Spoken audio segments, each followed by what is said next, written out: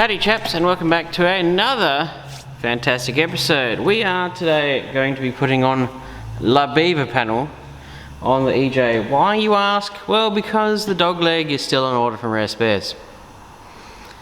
There is always and seems to be quite an extended time delay when ordering stuff from that mob, but I did order a beaver panel probably a month and a half ago and it actually turned up.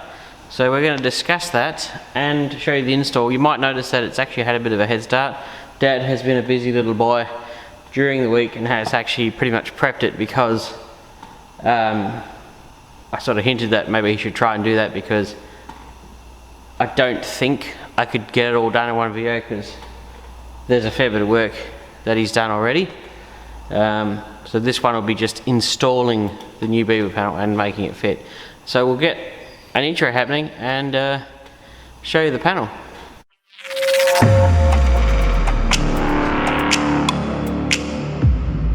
Alrighty chaps, here's the EJ beaver panel. They are different to the EHs, with the EJs being slightly narrower. Now there is a few things you'll have to fix. This radius, when you get them, is too tight. They need to be stretched through here to come out further. They need to be bulged through here. You'll probably have to tidy up some of the questionable work that goes through here. Bear in mind that this lip is wrong. It doesn't actually continue around like they should. The holes are missing through here and there's no place for your screws for your number plate, and yeah, this needs to be wrapped around quite a bit more.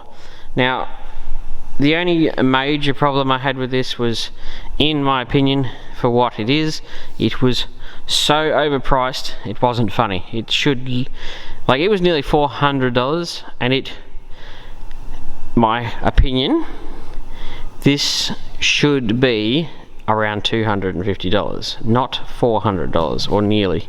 It is so expensive it's not funny. So enough talking about the beaver panel, we're going to actually stick it on. When removing these, my suggestion is get a flapper disc on a grinder and just sand all the way through this top layer instead of having to dig out all the spot welds, because you'll be there for a while. I did notice that spot welds seem to be in groups of 3 with a good space between them. So what I've got to do now is get all this pitting out of here, because I've got to weld along there, clean up these flanges and the one at the bottom. Now I'm not going to bore you with that because that's going to be mind numbing, but we will run you through it. It's pretty straightforward. It's all about reworking that to fit there. So once I've sort of made up a game plan, I'll let you know. I also happen to get another one of these radio support, I guess it's a radio support panel, blasted because this one had the wrong holes in it. Wasn't happy with it, had a dent in it. Also been trial fitting one of the door skins, also not great. It also seems to be the door frame itself isn't fitting through here, so it's like it needed, this skin needed to come down a bit further and then wrap around. But I'm not going to even do any paint or bodywork to this car until I've had all 4 door skins fitted and they've been bolted to the car and I can make all the gaps right. Now I'm still waiting on the dog leg and I haven't finished welding under there, but I got a beaver panel to turn up, so I'm going to do that. And we had a floor pan turn up as well, and I've noticed that it's not big enough. They need to come out through here. So that's one thing they need to start doing with these floor pans, is make them a little bit bigger. Yeah, so that's what we're up to and we'll get into it.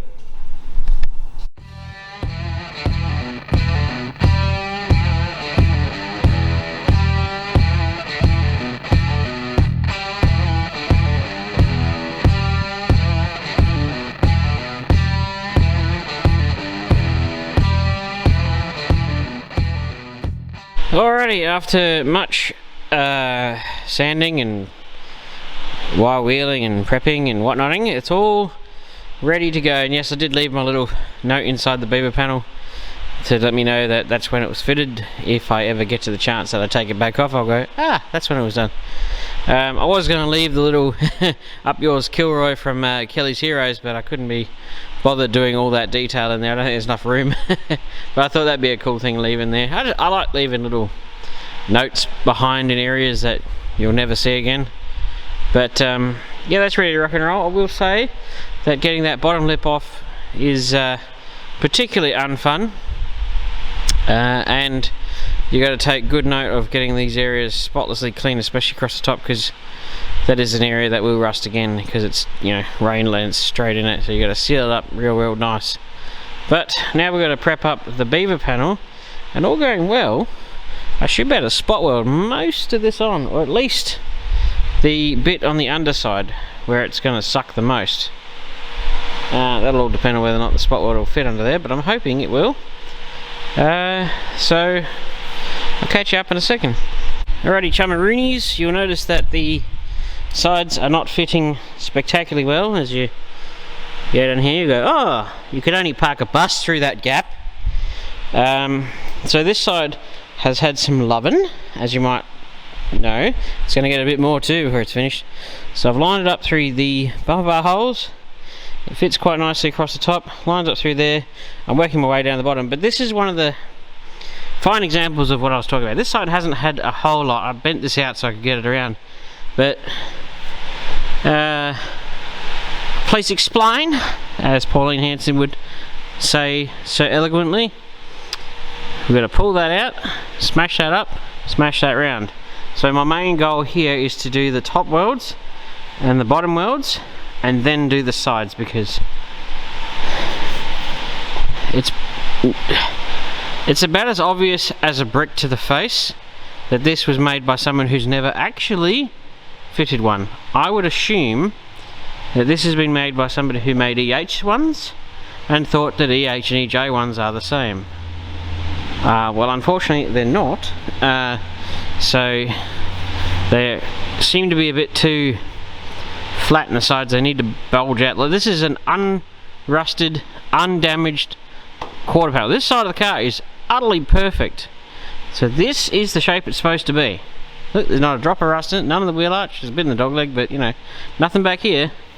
So this is a heads up for those playing at home. You're going to have to rework the sides quite spectacularly, and I'm going to be, you know, have to pull that out and push that in, and etc, etc. But still, putting that sticker on doesn't excuse the price tag, in my opinion. I know that sounds a bit of a negative, and I don't like being super negative, but they're really expensive for what they are. I mean, I think if you took a profile of this panel to Metal Bashers, they could probably make you it. It's just a couple of folds at the top, and then it's just a big subtle curve that goes underneath, and then they've just sliced the side and turned it, and then yeah, it's most at-home guys could probably have a crack at making this beaver panel. But I always like to try out the panels, and I like to give my honest opinion. It's not bad, it's just overpriced. That's all I'm saying. So onward and upward. I'm going to clamp across the bottom. I'm going to try and set up the spot welder, because this spot welder is actually 3 spot welders in one. It's got a smaller one, and it has about 1 million different combos of teeth and whatnots. It's got the big boy hanging off the side here, and that head weighs like 35 kilos, so once you've done a few welds it gets a bit heavy. And it's got a single sided spot welder on that side, which you almost never use, and it's all water cooled and yada yada yada. But I'm going to attempt to use this head here for the underside of the car, hoping that there is going to be enough gap between here and here, between say that bottom lip and the boot floor. I'm hoping there is, otherwise I might be using that one with a different combination. But I really don't want to weld underneath this car because it sucks. So I'm just going to clamp it along, and then I'm going to figure out what the best mojo is for that one. But it is looking good, it's fitting up pretty well. And this side where you can see I've reshaped it quite a bit, it's actually not looking offensive. It's just that top that sort of needs a bit more work. But yeah, the main goal, go across the top, go across the bottom, go around where the bumper bar bolts in through, and then do the sides. I think that's how I'm going to roll. So I'll catch you up in a second.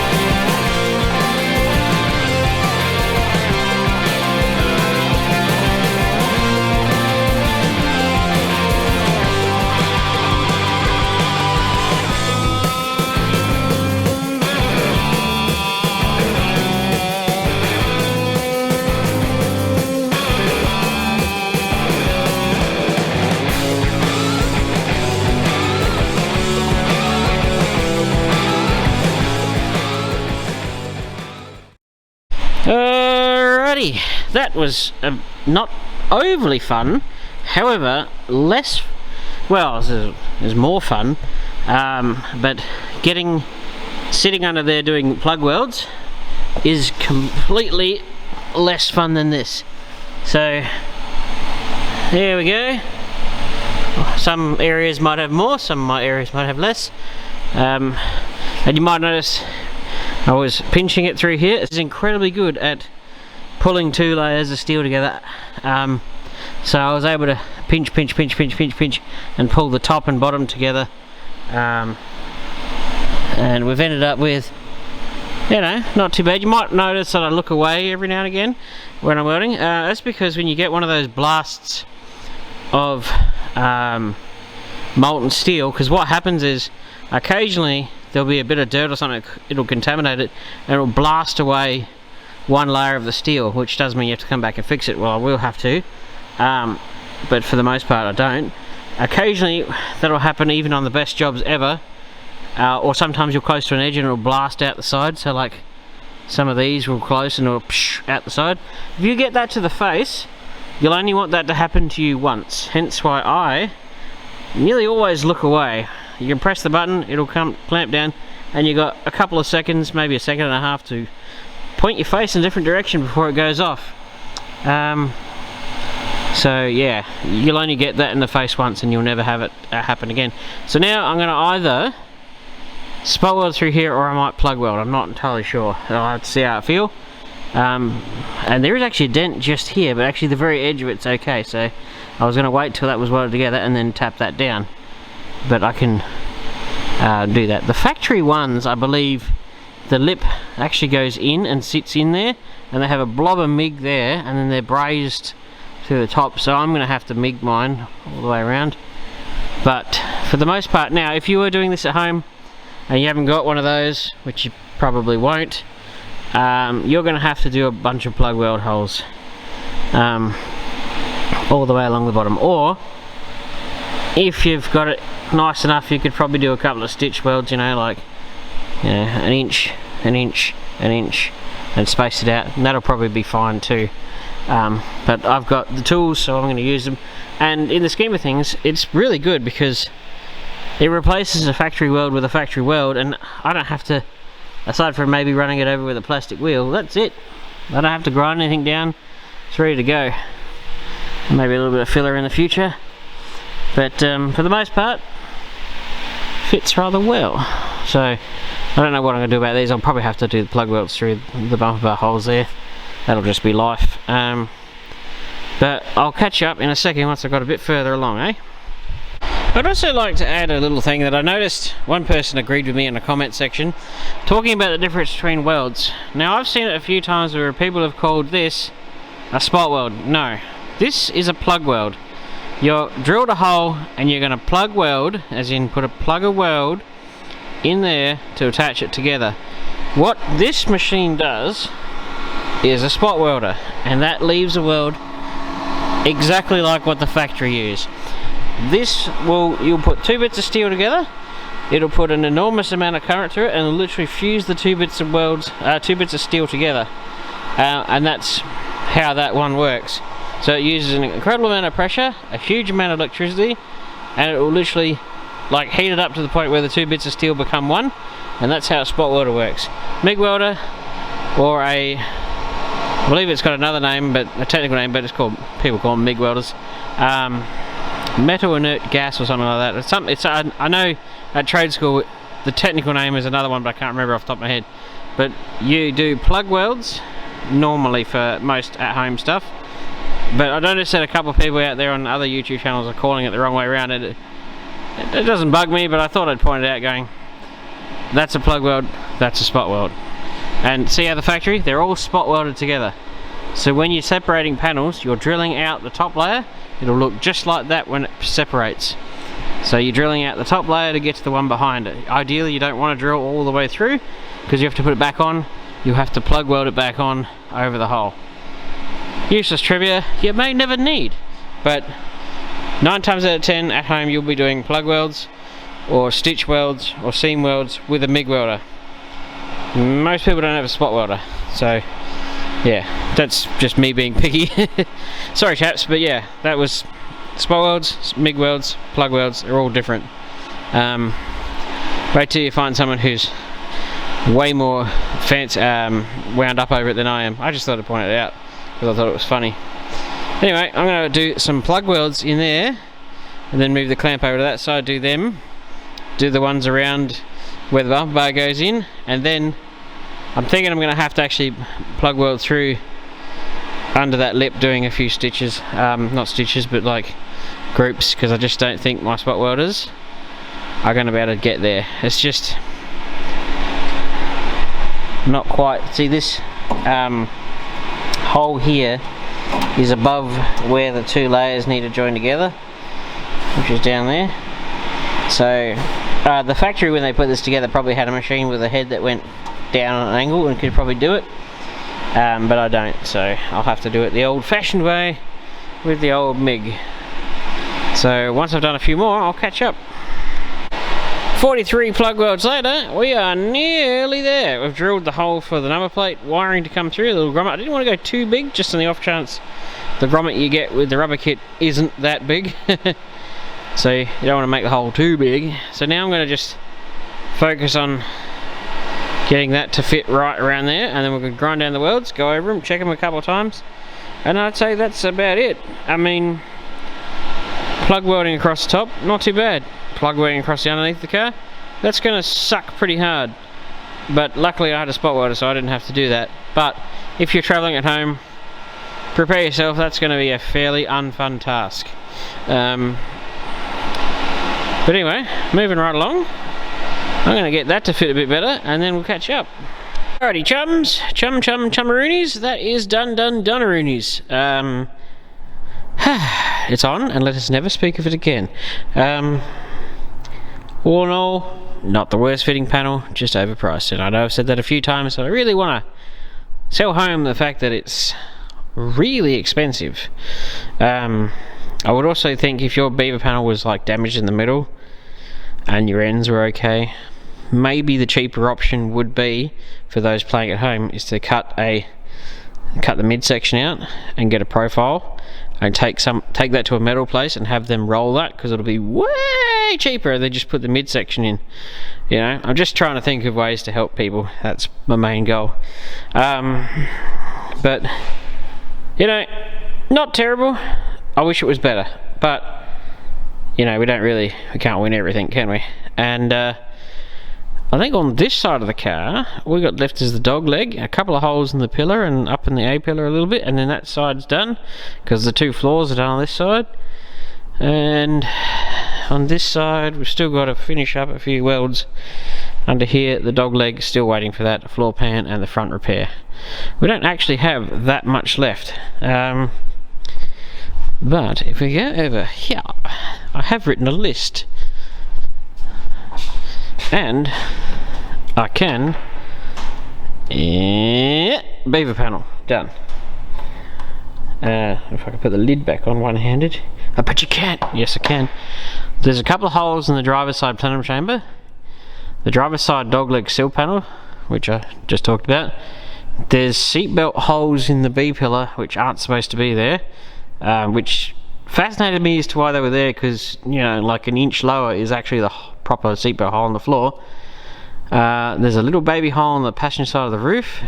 There's extra holes cut into the plenum chamber for washer jets. They're a 5-minute weld up job. Finish up the left hand rear wheel arch, left hand dog leg, left hand rear floor pan, left hand front floor pan.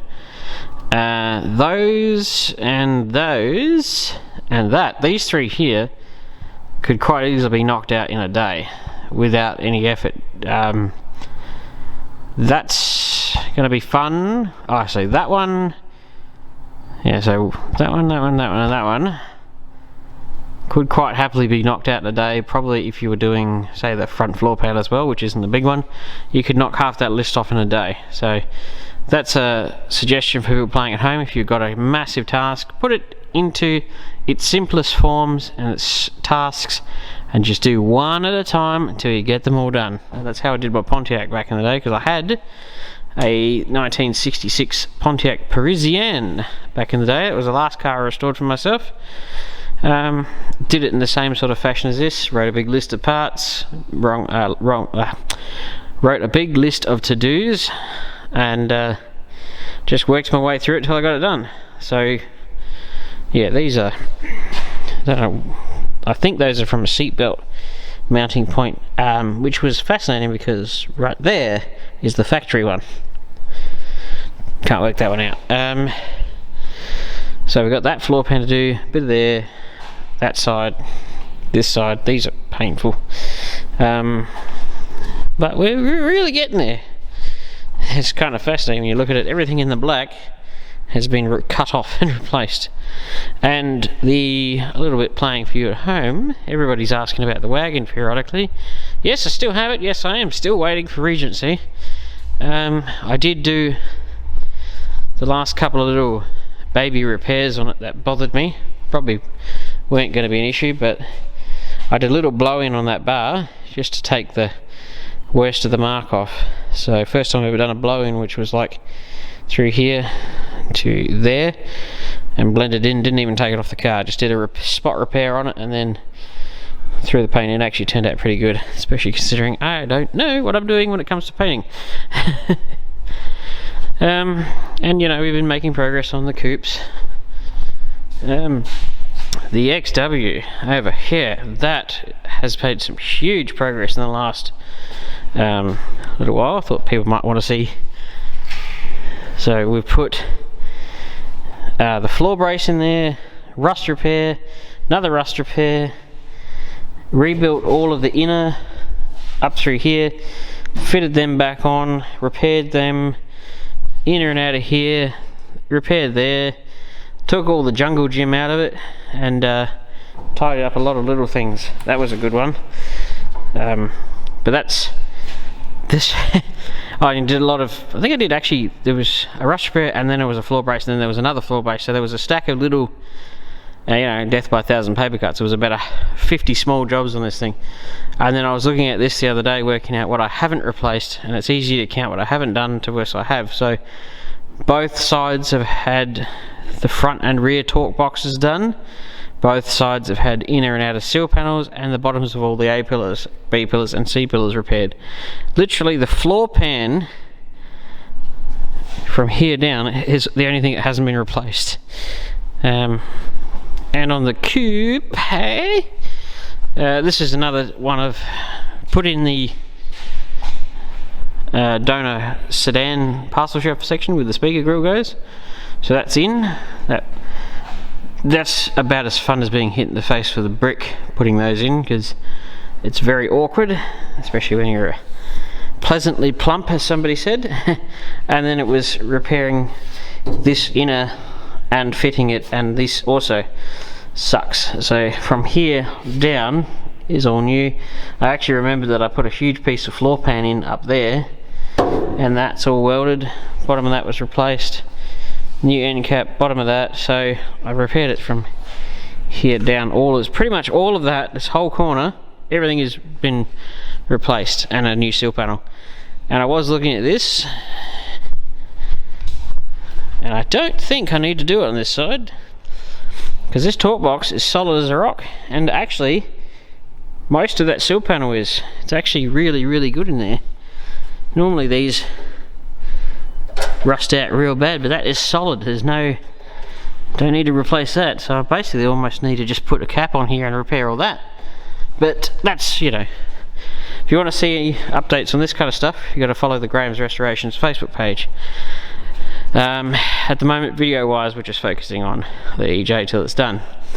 So that'll wrap up, you know, an okay video. Well, as I fall over. And I will see you on the next one, chaps. Don't know which one I'm next repairing to do. I'll probably just finish up that, and might tackle a stack of the little jobs. So we'll see you on the next one.